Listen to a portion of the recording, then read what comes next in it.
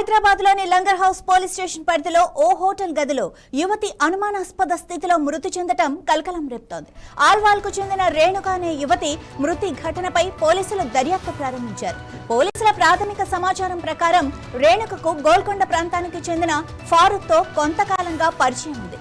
ఈ క్రమంలో ఇద్దరు గురువారం రాత్రి లంగర్ హౌస్ పరిధిలోని ఓ హోటల్ గదిని తీసుకుని బస చేసినట్లుగా తెలుస్తోంది.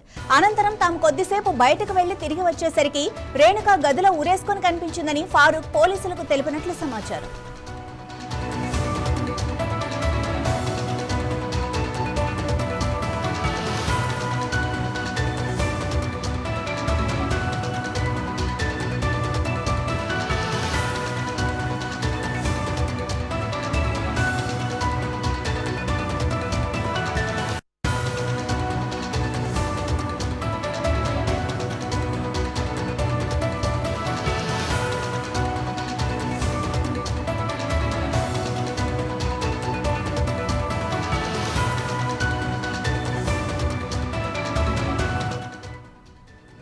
ఇది ఆత్మహత్య కాదని హత్య చేసి ఆత్మహత్యగా చిత్రీకరించే ప్రయత్నం జరుగుతోందని ఆరోపిస్తున్నారు కుటుంబ సభ్యులు.